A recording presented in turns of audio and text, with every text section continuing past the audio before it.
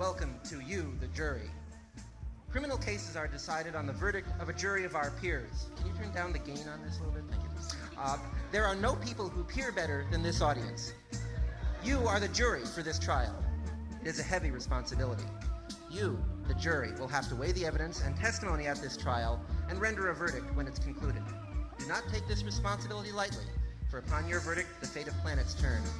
After the prosecution and defense have given their closing statements, we will poll the jury. A simple majority will serve to convict or acquit. I will serve as your foreman, court clerk, and general factotum. My name is Bailey DeClerc. All rise. Criminal court is now in session. Judge Robert Keeshan presiding. All rise. Be seated.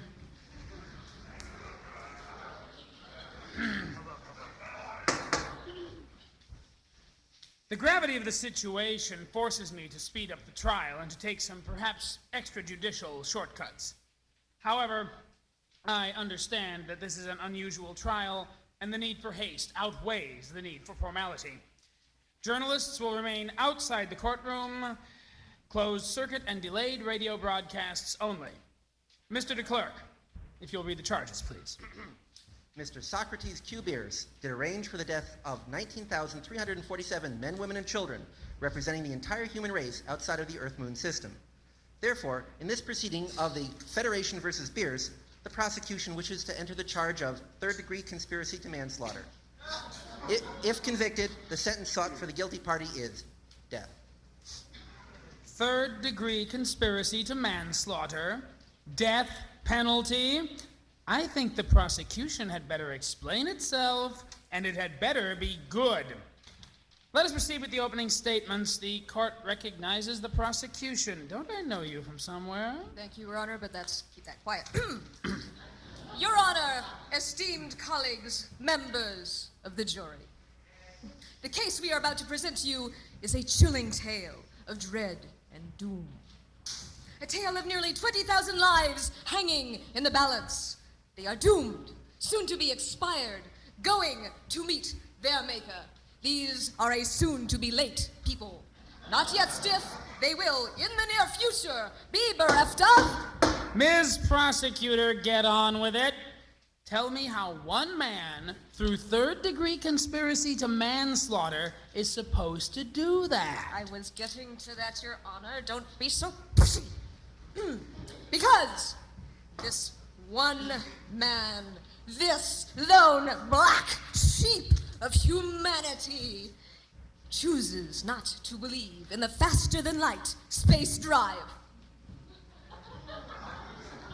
That's it? Isn't that sufficient? There are 7 colonized planets, 32 manned outposts, and 12 ships voyaging in the known universe. As of this moment, no one yet has died. But because of the fact that as of 2:37 p.m. last Wednesday, the defendant chose not to believe in the bigger-than-light space drive, the mechanism that, as we all know, is the sole means of reaching these people. It's a matter of law, and a matter of faith, and... Is that the matter? Does it matter? It matters to this matter. That is the matter of... Oh, never mind. Oh, mind over matter. As I was saying, because this one man chose to disbelieve in the very drive that keeps those people alive. The defendant has doomed them to a slow death by starvation or oxygen deprivation or more horrid of all, boredom. Therefore, Your Honor, if Mr. Bierce is proven guilty, as we think he shall, we request that he be prosecuted to the full extent of the law and be exterminated with extreme prejudice. This is awfully irregular. Are you sure this shouldn't have gone to a pre-trial hearing first? Because in the nature of the threat to so many lives, Your Honor, we felt justice must be enacted swiftly. Consider it a preemptive strike trial. And are you certain that if the defendant is proven guilty, his death would cause the bigger-than-light drive to work again and save the lives of all these people? We figured it was worth a try. Right. Let's hear the other side. Will the defense kindly make their opening statement? Well, actually, I wanted to make it with a certain degree of rancor, but whatever. Your Honor, esteemed colleagues, members of the jury. Objection, Your Honor, he's stealing my speech. Order! Objection sustained. Defense will try to be a little more original. All right, look, I'll keep this simple. This man, Socrates Bierce, has done nothing wrong. He has committed no crime. He simply chose one cool winter's evening to follow his conscience and not believe. Our laws are founded on the right to hold individual opinions and private thoughts. The fact that, as a bizarre quirk of fate, thousands of people may die does not abridge that right. Therefore, the court, I am certain, can find no other verdict than to find my client as innocent. Does the prosecution offer a rebuttal? Certainly. Objection. This is a trial, not a debate. That's debatable. Objection overruled. Proceed with your rebuttal, but keep it brief, will you? I always keep my rebuttals in briefs, Your Honor. Your Honor, this is no longer the simple bygone times of combustion engines and safe nuclear energy. Nowadays, we know the disconcerting truths about subatomic physics, where the observer affects the observed. Mere ideas can have a dangerous, insidious power, as any televangelist can tell you. We mean to show this through the witnesses we shall bring before the court. Individual rights, while guaranteed by law, cease to be protected when they involve threats to life, liberty, and the property of others. We mean to show the court that Socrates Bierce, by his socially irresponsible thinking, is that sort of threat. That's all for now, Your Honor. Your turn, counselor. Does the defense care to respond? You bet. The honorable prosecutor is a gunky and has beans up her nose. That's all, Your Honor.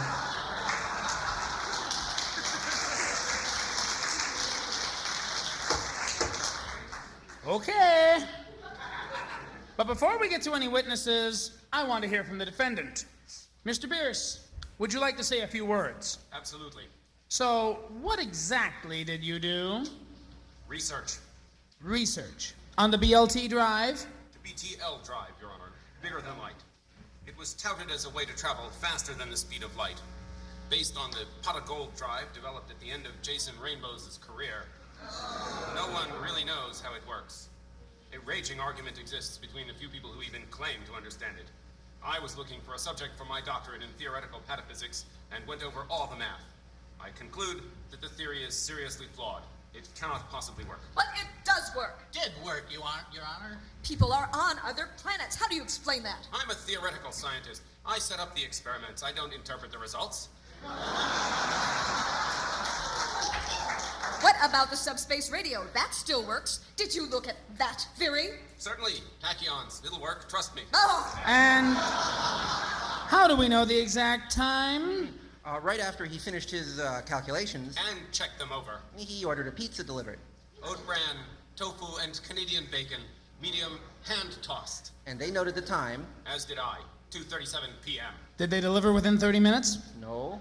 Did you get a discount? Of course, and the garlic bread was free. Your Honor, lives are hanging in the balance, and we're talking about garlic bread. Good garlic bread, though. I've ordered from them. Did they deliver within 30 minutes? No. 2:37 was precisely the time when the ships in transit fell into sublight speed. Inertia still has them moving fairly fast, but they can't change speeds or turn with anything but chemical thrusters, which don't have enough fuel to get them to any inhabited planet before they all die of old age several times over. And how did they make the connection between the BLT drive failing and Mr. Bierce? BTL. The delivery person heard the news flash on the radio on the way and made conversation with the defendant, who had to rewrite the check to allow for the late delivery, and Bierce mentioned his conclusions. Good thing you didn't make it on time, eh? But that's just circumstantial evidence. There's no physical link between the defendant and ships in outer space. They all stopped at the same time. There's nothing which could cause such a simultaneous effect.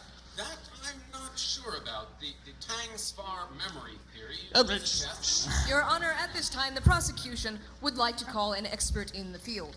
He helped develop the BLT drive. BTL! Helped develop the BTL drive, the Rubik's Cube, a fourth-dimensional puzzle made out of corned beef and sauerkraut, and the Jackson Pollock paint-by-numbers home game. Bring him on. Call the first witness. Your Honor, as my first witness, I wish to call Dr. Nitrate. Do you swear to tell the truth, the whole truth, and nothing but the truth? What is truth? Do you swear to tell on your copy of the Tao of Physics that what you say will be independently verifiable by an objective observer? Is my name first on the paper? If you arrange funding. Deal. Thank you.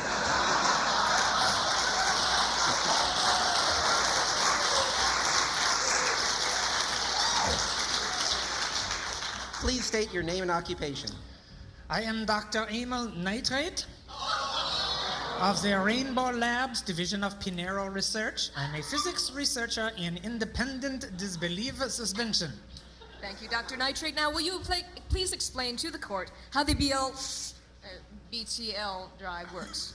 Well, do you know quantum mechanics? Well, not by personal acquaintance. Well, everything you know is wrong. The standard explanation of quantum mechanics is long accepted as fact, and it's best illustrated by the double slit experiment. A single photon would cause wave-like interference fringes when it is entered two slits, but measuring the photon would reveal it in only one place. Quantum mechanics explains this by some rigmarole about the Heisenberg uncertainty principle and eigenstates. But that's gone the way of phlogiston. We now know that the act of measuring a photon is an act of belief or disbelief, depending on whether you believe the photon should be there or not. They all believed in quantum mechanics, and so they all found the photon, you see. And this was only later realized when quantum mechanics was replaced by independent disbelief suspension, ending the nuclear era and beginning the unbelievable era. This unbelievable era started during the Quayle administration.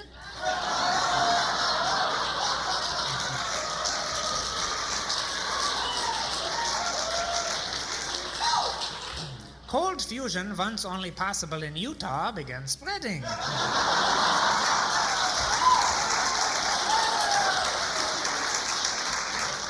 And why did it work first in Utah? Oh, those Mormons will believe anything.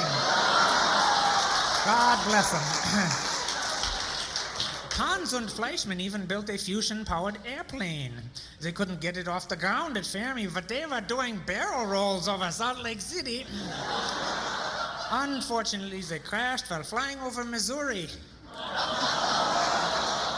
The show-me state, don't you know? I know. So what does this have to do with belief? Well, cold fusion was soon too big to be ignored. Hand-waving really works if you have big enough hands. Soon, cold fusion was supplying most of the world's power, but occasional skepticism would cause spontaneous blackouts. Objection! You can't assume everyone believes everything they hear. People are enormously contrary, bless their skeptical little hearts. I don't believe you. Overruled. But, Dr. Nitrate, what if you don't have an opinion?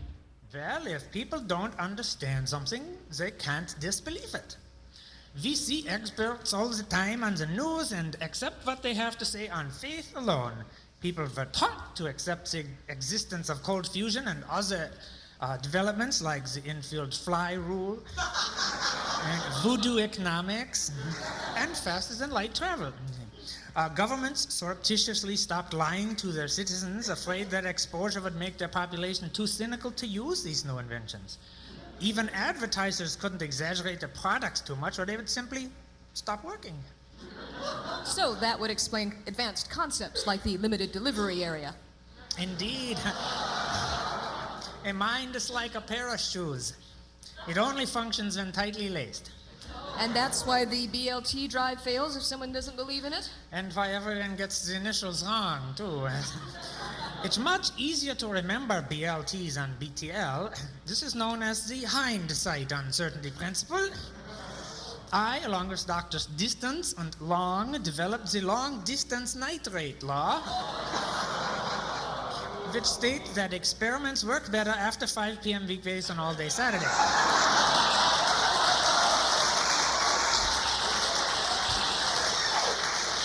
Scientists are more inclined to believe such fantastic results when they are anxious to go home. So there was a significant increase in positive results at these times. In fact, the new unbelievable laws of physics were subject to this truth decay. Too many skeptical scientists could reduce successful results, so we had to import more gullible scientists from the Institute of Creation Research or the Reagan Library. Currently, we are working on the new Descartes drive, which believes in its own existence and doesn't need anyone to believe in it.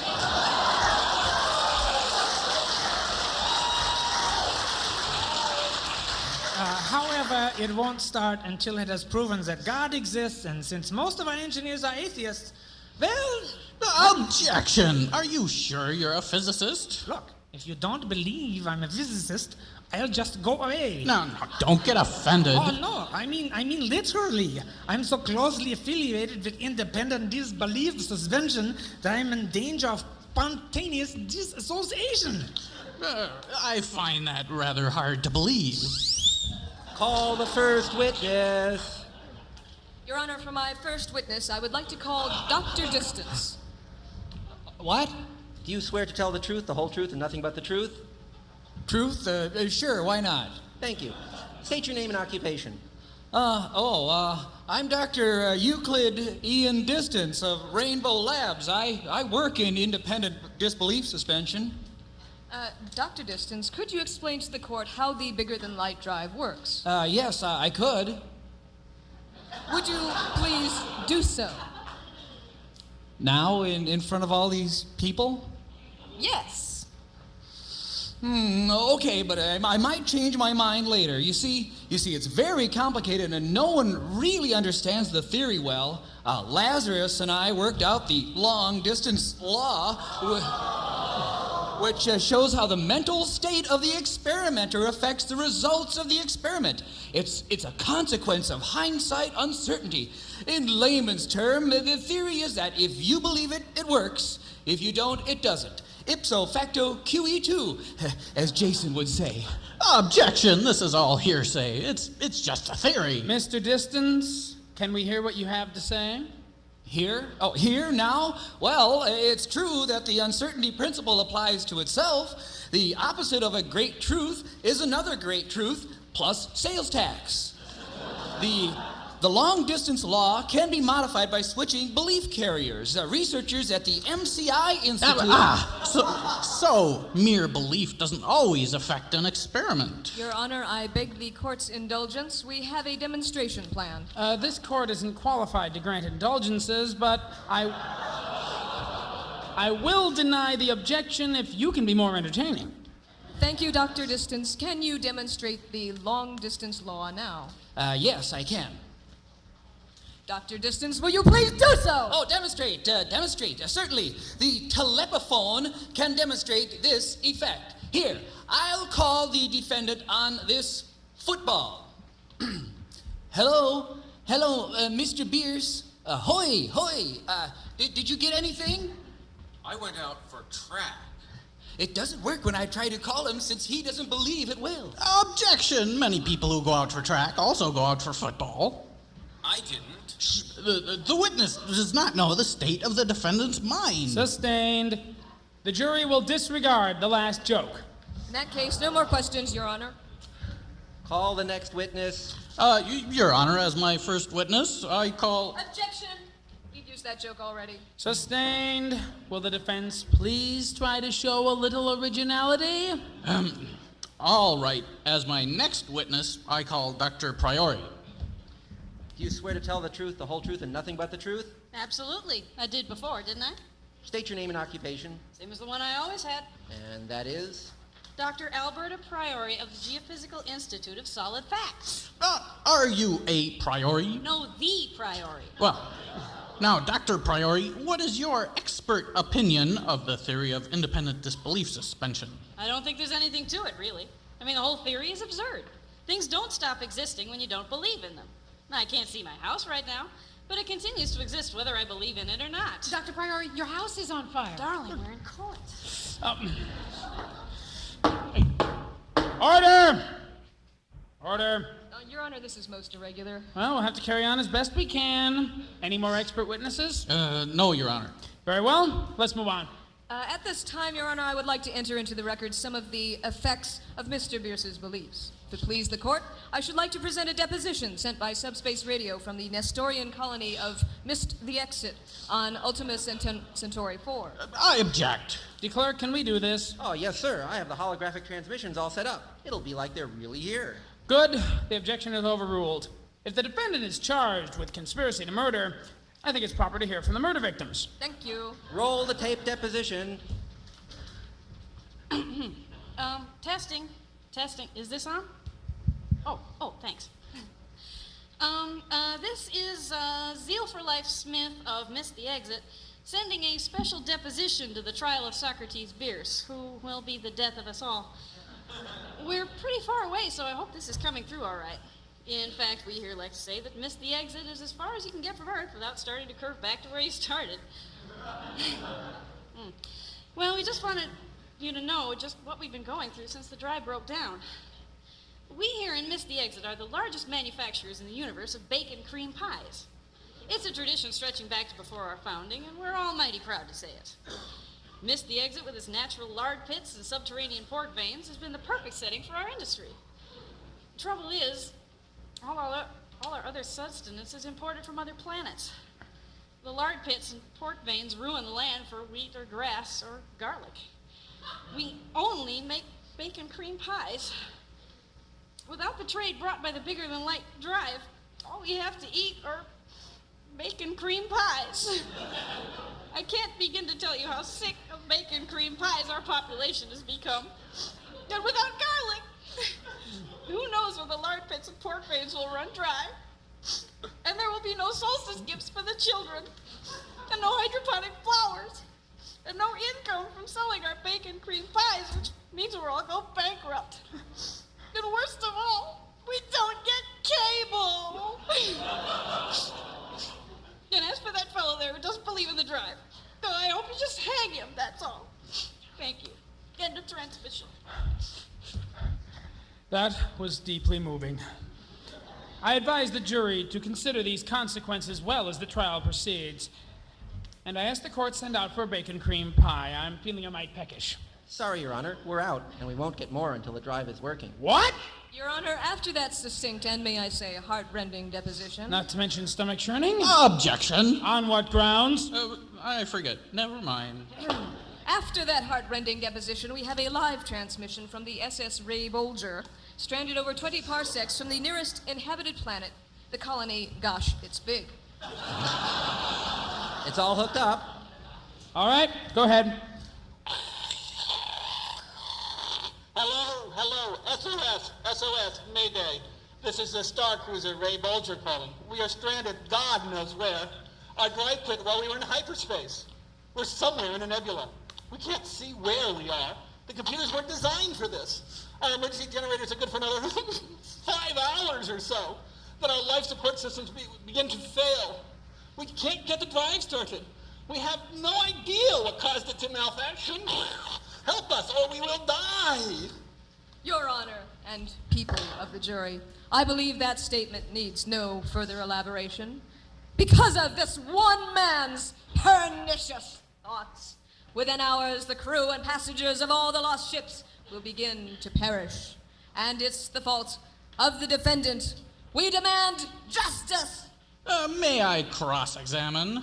You would question a dying man, someone devoid of life and hope, aching from him the last vestige of respectability? Hey, it's my job. Oh. All right. SS Bolger, can you hear me? Yes, I think so. Are you coming to rescue us? We're dying out here. Bolger, isn't it true that you have been in contact with Earth since the drive stopped working, and you know perfectly well what happened and where you are? And isn't it true that you are a CinemaScope-class cruiser, and that you have enough food and water to last several years? Well, maybe, but without garlic. And isn't it true that subspace radio works just fine and that this garbled transmission nonsense is just a sham? A cruel hoax perpetrated by the prosecutor to appeal to the emotions of the jury? Yes, it's true, I confess. We did it. It's a fair cop. But I'm glad, I tell you, We're not going to die in 5 hours, but we are going to die. We just can't wait for this Bierce fellow to die of old age, or whatever it takes to get our drive working. Ray Bulger down and out. Hey, you didn't have to go away mad. Your Honor, the defense also would like to enter a transmission into the record. On the line now is the first speaker for the planet's second choice. Come in, first speaker. Hello, Earth. Hello, Earth. This is the first speaker calling in the trial of Socrates Bierce. We feel that we have no choice but to support Mr. Bierce's right to free thinking, even to our death. We were exiled from Earth because of our weird thoughts. Many of our people died in confrontations with the authorities and in a colonization effort here. Mr. Bierce didn't mean to harm us and did not do so directly. Killing him may save a few lives now, but at great cost. We may disagree with him, but we'll defend to our deaths his right to believe anything he chooses. That is all we have to say. Objection, that wasn't funny. But, Your Honor, it's pathos. Charlie Chaplin used it all the time in his comedies. Chaplin, huh? All right, I'll allow it, but the court reporter is ordered to put some jokes into the record. Oh, boy, can they be subtle in-jokes? Okay, but don't make them too subtle.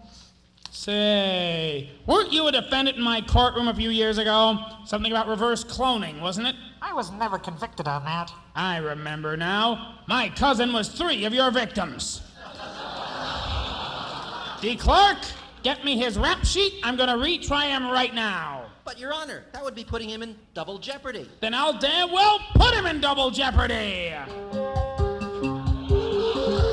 Your categories for double jeopardy are famous mass murders, famous velocity murders, starts with Gill, ends with T, railroading, and potpourri. I'll take potpourri for 200.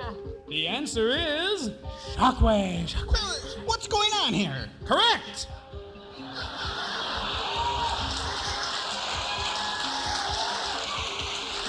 Okay. You're in control of the board. Pick the next answer. Ends with T for 800? The answer is an olfactory daily double. Scratch up the spot on your script to reveal the smell that launched 1,000 ships. Ew, that's disgusting. Objection, that wasn't in the form of a question. Sustained. Look, I'm not sticking around to play some stupid game. If you want me, come and get me. Ha! Was that unsubtle enough? That was to comedy what Norman Schwarzkopf is to comedy.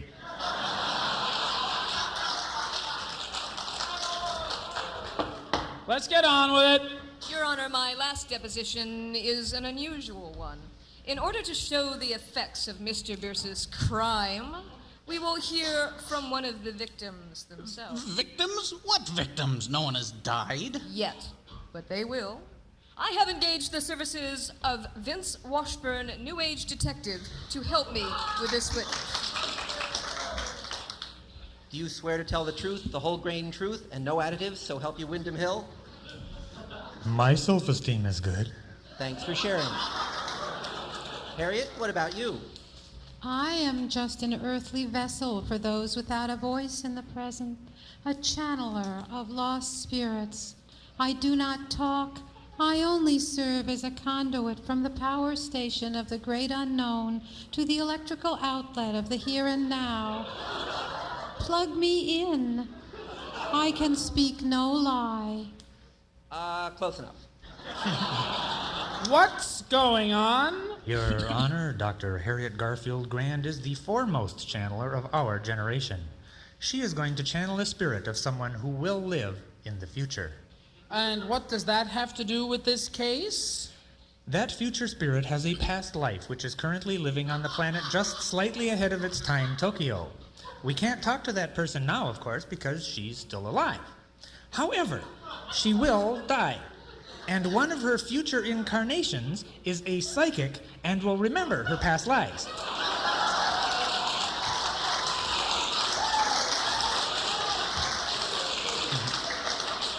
Including the one which is now and will be able to recount her death. Objection! The witness is immaterial and incorporeal. So is belief and disbelief. Besides, there was a ghost to Hamlet. We'd be in good dramatic company. Shakespeare. Make it snappy. Harriet, I'm going to count backwards from the mystic number 11 by the sacred number 3. When I get to the end, you will be in a deep trance.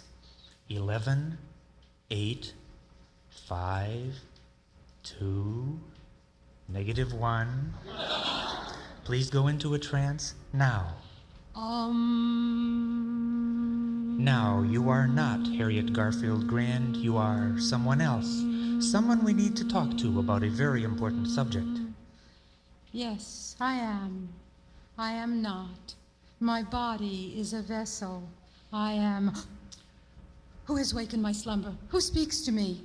Be assured that we would not have called if it weren't important. Can you tell us your name? We would not have called if it weren't important. Can you tell us your name?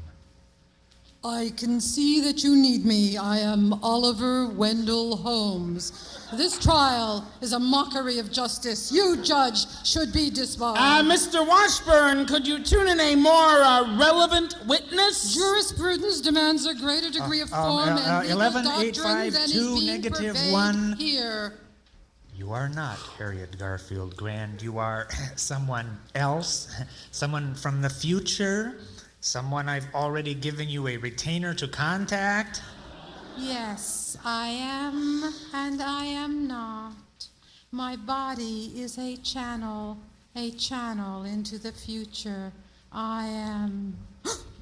Who has wakened me from my sleep even before I have set my biological clock? We have need of you. Can you tell us your name? Oh, yes, I am evil intentions. I am a psychic myself and have often been contacted by people from other planes. I can sense that you are on the plane that is the past of my own world.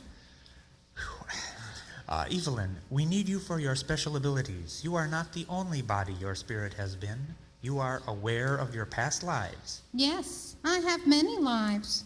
Once I was a famous judge. No, not that life, not that life. We need to connect you to the one who lived in our time. We need to know how she died. Can we talk to your past lives' dead spirit? I sense a critical branch in her life, depending on what is done here. In one reality, she is happy and will live a long and healthy life until dying at the age of 93, lynched by a jealous group marriage. In another reality, she dies very soon. May we speak to that spirit? Very well. I charge you my standard call from the past rate. Put 10,000 yen into the account in my name in the Kyoto Bank. My mother will need it for my baby formula. Agreed? Agreed. Go ahead. Celia? Celia? Can you hear me? I am here. I am dead, aren't I? In the world between bodies. It's beautiful here. Very beautiful. But the food is awful. Celia, can you tell us about your life? I was born on Earth. My parents emigrated to the space colonies, first to New Heidelberg, and from there to newer New York, and then finally settling on just slightly ahead of its time, Tokyo. Everything was fine, and we were happy until... Until what? Until the ships stopped coming. I was only a child and didn't understand what that meant. We held on for several years. My father died of scurvy. He gave me his last segment of grapefruit and died the next morning. My mother was killed in the riots over the few working home entertainment centers. Some of us who were young lasted for a while, scrounging for food, listening to portable stereos. It wasn't pleasant. I never found out why the ships stopped. I wish they hadn't. Thank you, Cecilia.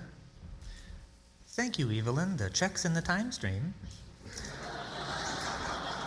And thank you, Harriet. You may come out of your trance now. -1, 2, 4, 5, 8, 11. Oh, it's you. Did it work? Yes, it did, though I take it the defense can't cross-examine the witness. You want to take a chance to get back Judge Holmes? All right. You must be a lot of fun at parties. I don't know. He keeps taking me, but I never remember anything. We're very popular with the right crowd.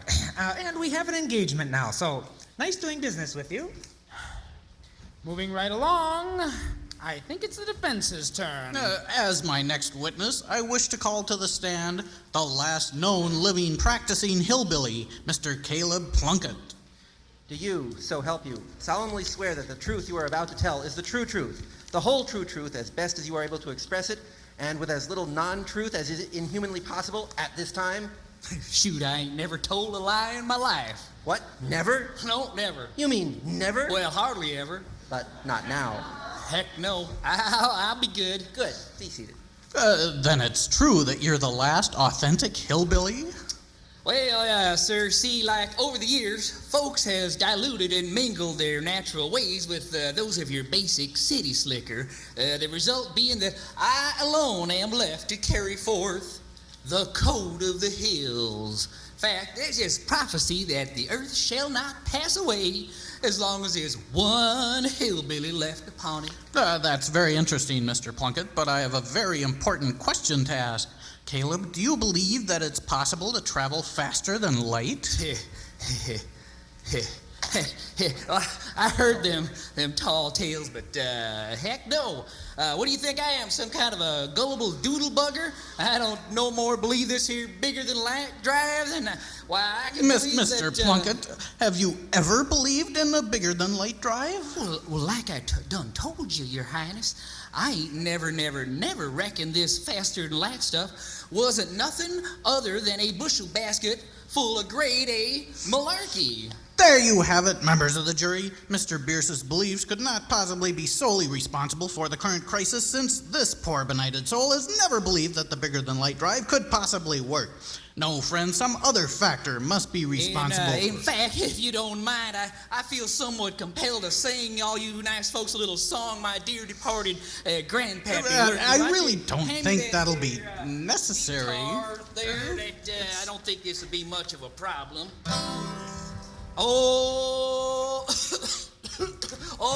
I never seen the reason for the way some folks alike claim they've been to outer space while they bust a hole in the sky. They say that they've been in spaceships that travel faster than light, but I never seen a bulb that fast, so I don't think that's right. Oh, you can't. Oh, no, you can't. Oh, you can't. Oh, no, you can't. Oh, no, you can't get there from here. Well, there ain't no way for folks to go that far. Oh, you can't get there from here. I say if man was supposed to fly, the Lord would have given him wings. So you city slickers quit pulling my leg, and everybody sing. Oh, no, you can't. Oh, no, you can't. Oh, you can't. Oh, no, you can't. Oh, you can't get there from here. Well, there ain't no way for folks to go that far. Oh, no, you can't get there from here. Oh, no, you can't. Oh, no, you can't. No, you can't. Oh, no, you can't. Oh, no, you can't get there from here. Well, there ain't no way for folks to go that far. Oh, no, you can't get there from here. Hallelujah! Hallelujah! Thank you, Mr. Plunkett. I have no further questions. Would the prosecutor like to attempt to cross-examine the witness? Yes, Your Honor, I certainly would. Mr. Plunkett, is the Earth round? No, Your Eminence. Everybody knows that the Earth is flatter than a newly dropped cow pie. And, Mr. Plunkett, how did you get here? Well, I came here on my horse, James Watt. You fellers sent me a ticket for one of them newfangled aeroplanes, but I know they don't work like people say. And how do you feel about oat bran? In my opinion, sir, there is a substantial body of scientific evidence that the studies done on the cholesterol levels of Canadian rats are not necessarily applicable to humans. Besides, it don't taste good. Well, I'll give you that one. I object. I fail to see what this line of questioning has to do with this trial. The answer should be obvious, Your Honor. The reason this man's disbelief had no influence on the cessation of operation of the bigger-than-light drive is that this individual's general body of ignorance is so profound that it negates the effect of his disbelief on faster-than-light travel. He doesn't know enough to disbelieve properly. Why, thank you. It's still disbelief, and it didn't stop the drive. Overruled. The quality of belief or disbelief may be considered by the jury. If there are no further questions, the witness may step down. You know, this puts me all in a mind of a song my dear old gray-haired mama used to sing. I said go sit down! Order! Order! You! Who are you? Hello, my name is Anigo Montoya. You will kill my father. You will die. Be quiet. I'm placing a gag order on you. No more gags. Bailiff, see this man's removed.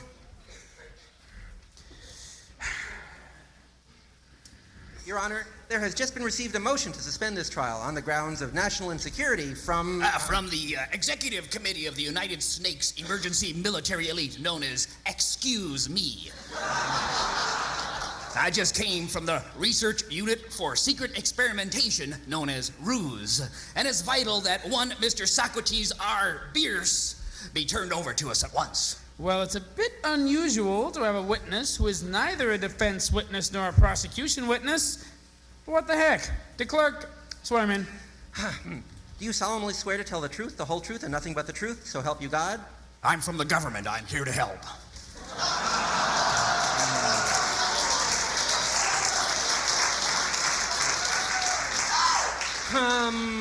Right.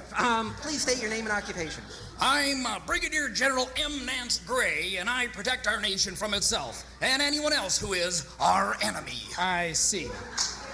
And you're here because... Because I love our flag more than life itself. I know everyone here will agree with me that the defendant here has exhibited extraordinary powers. Well, that's what we're trying to decide. Don't interrupt. I'm a patriot.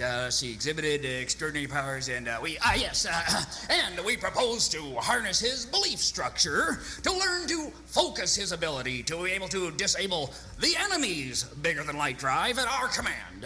Why, this could be the edge we need to counter the threat of the enemy's anachronism bomb, the menace of the enemy's static cling missile, the enemy's loathsome disgust grenade. It's the enemy, I tell you. The enemy is out there, lurking, waiting to strike, waiting to fluoridate our precious diet soft drinks. If you don't turn this man over to us, it's only a matter of time before he'll fall into the enemy's hands, before the enemy is able to halt all interstellar travel and create a favorable exchange rate for their currency. That would be awful, General. We would have to bring the person responsible to trial, wouldn't we? Absolutely. Well, then leave so we can do it! Judge, you're a good man for a civilian. Call the next witness. Yes, Your Honor. But what should I call her? Call her irresponsible. Doesn't matter. Call her whatever you want. Just don't call her late for dinner. But, Your Honor, that's her name, Your Honor. I beg your pardon.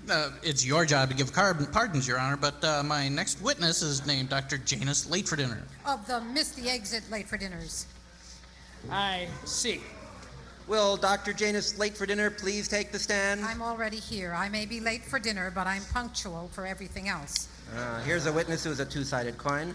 Let's see if we can make heads or tails of her story. Do you solemnly swear to a lama palooba palap bam boom? Tutti frutti. All Rudy, you may be seated.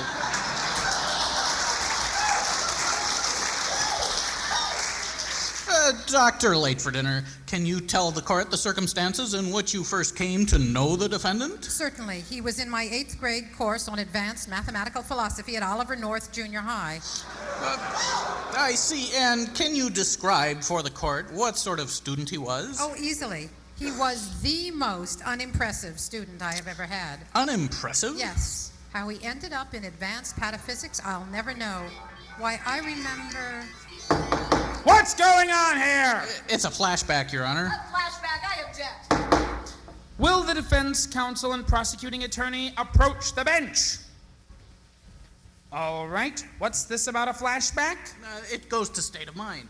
What the heck does that mean? I don't know, but lawyers on TV get to say that sort of thing all the time. Your Honor, I object. Unless they are agreed to by both parties, flashbacks are inadmissible evidence under Article 47 of the Judicial Code, paragraph 174, dealing with surprise witnesses. But in Article 47, paragraph 175, specifically states that flashbacks may be introduced in evidence when the trial has to be finished in under an hour. Are there any precedents? The Perry Mason broadcast of October 25th, 1959, Your Honor.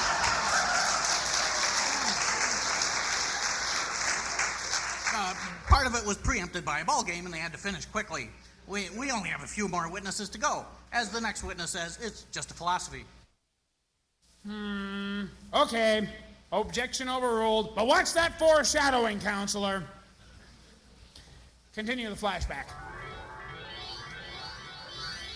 Now that's enough about the imaginary numbers class. Susie, take the frog out of the Klein bottle. Schrodinger, don't open the box. That cat might be dead. Settle down, class. That's better. Now, Stan. Class, settle down. Stan, can you tell me what logical positivism is? Gee, Mrs. Late for Dinner, is that when you're really certain about something logical, like Mr. Spock on Star Trek? That answer is highly illogical. Will you kids stop eating the topology display? But they're donuts, Miss Late for Dinner. They're supposed to represent toruses. Now just put them down. Now, Stan, we went over this in class yesterday. Didn't you do your homework? Of course I did, but, well, you see, my little sister pasted the ends together so it became a Mobius strip, yeah, and she spun it around until it blipped out into the zillionth dimension. Now, Stan, do you really expect me to believe that? Doesn't matter what you believe. I thought not. You'll have to stay 1 hour after class and finish your assignment. Now, can anyone else answer the question? I can.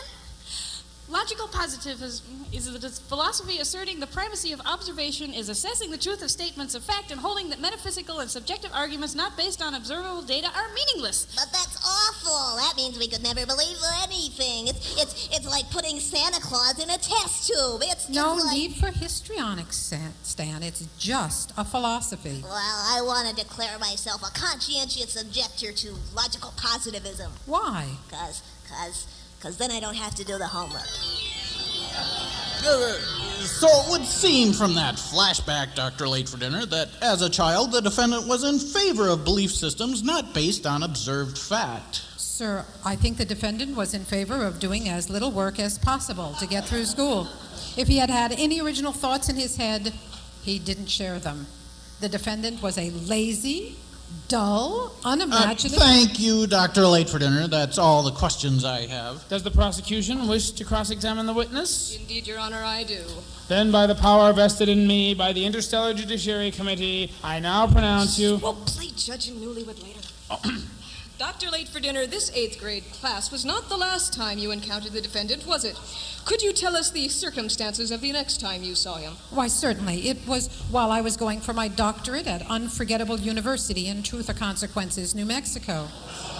And was he also attending Unforgettable U? Is that how you met him again? He was teaching there. He was assisting the dean as part of his doctorate program in comparative philosophies. To my utter surprise, he had become a prodigy and moved far ahead in his later classes. I remember the first time I talked to him again at UU. Why, Socrates Bierce, what a surprise to see you again after all these years. Do you remember me? How could I forget you, Dr. Late for Dinner? You were my inspiration. my lamp of knowledge that illuminated for me the beauty and passion of mathematical philosophy that made me what I am today. Wait a minute. That's not how it went. I never said any such oily claptrap. Now get it right. Order! Order! And no ham-on-rye jokes! Dr. Late for dinner, I'll remind you, you're under oath. Do you wish to revise your flashback? Oh, just skip it. Happy now? Personal vendettas aside, how was Mr. Beers as a professor? Oh, he was brilliant. His mental perspicacity and thoughtful approach to his subject matter were far beyond what I would have expected. Ah, so there was no indication at that time that he would suddenly turn against the bigger-than-life drive and threaten the lives of thousands of people? No, none at all. I see. But he's still a snotty little brat. No further questions, Your Honor. Any more witnesses? Depositions? Flashbacks? Old business? New business? Anybody want to buy a duck? No, Your Honor. Buy a duck. Well, that's it. Let's go to closing statements. Prosecution? Friends, it takes a worried man to sing a worried song. And we've got trouble right here in River City. Because one man is the loneliest number. We shall overcome someday over the Rainbow Connection. If time were not a moving thing, oh, what can it mean to a daydream believer on a stairway to heaven? The answer is blowing in the long and winding road. Motive, method, opportunity, 20,000 lives, guilty. Thank you.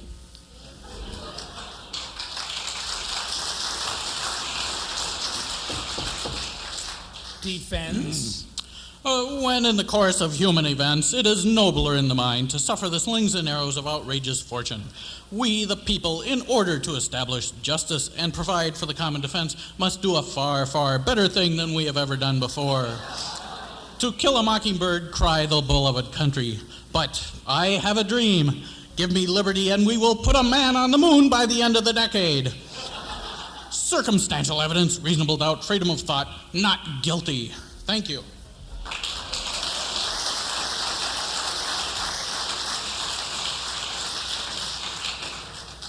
Before the jury votes, I just want to say a few words about the seriousness of this trial.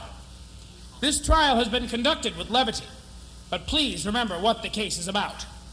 The charge is third degree, that is unintentional, conspiracy to manslaughter. If you find the defendant guilty, a man will be put to death. If you find him innocent, thousands of people may die. All right, I'm going to turn this over to Bailey DeClerk. It is time for your decision. I'll go through the choices twice, asking the jury to clap their hands at the decision. The noise level will determine the verdict. Over here, setting up, is the justice-o-meter. Justice may be blind, but she's not deaf. All right? Everyone who thinks that Socrates Bierce is guilty as charged, clap now. Okay? All those who think that Socrates Bierce is innocent of all of the crimes, clap now.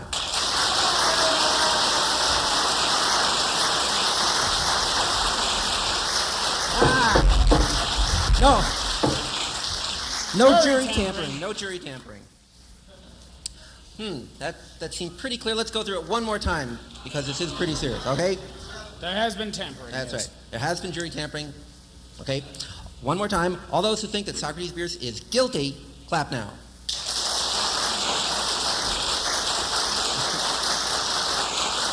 Okay? Right? All those who think that Socrates Bierce is innocent of the crimes, clap now.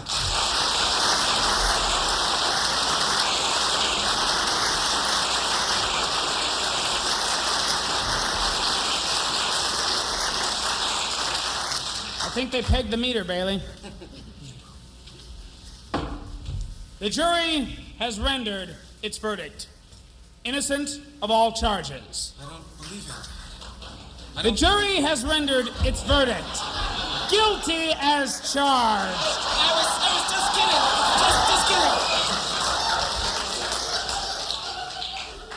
Unfortunately, so was I.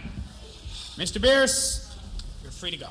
I knew it. Wait a minute. Who are you? I am Dr. Emil Nitrate of the Rainbow Labs division of...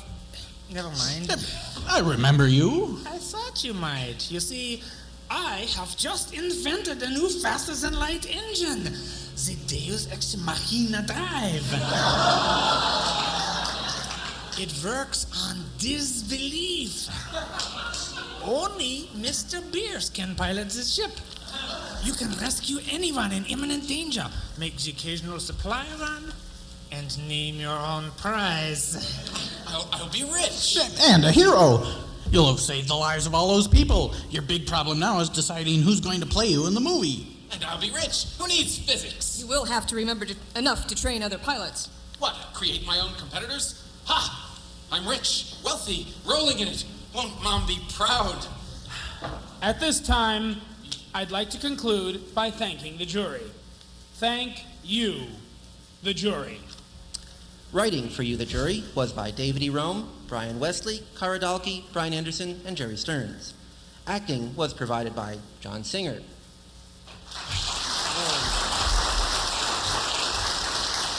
Jane Yolen.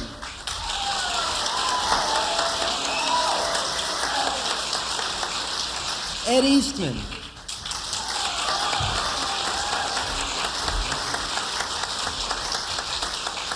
Beth Eastman.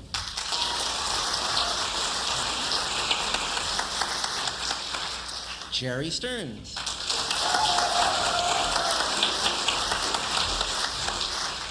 John Houghton.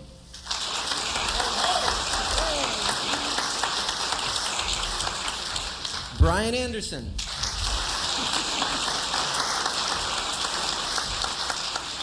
Brian Wesley.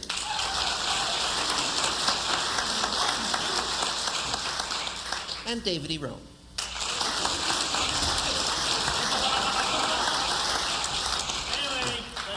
I always keep my rebuttals in my brief. I'm Cara Dalkey.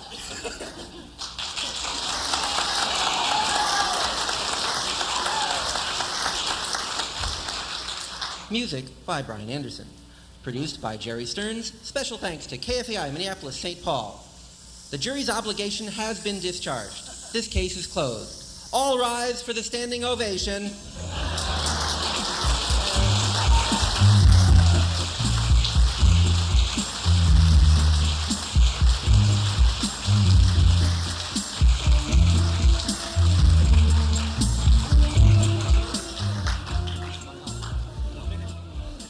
Okay, and stay tuned next week.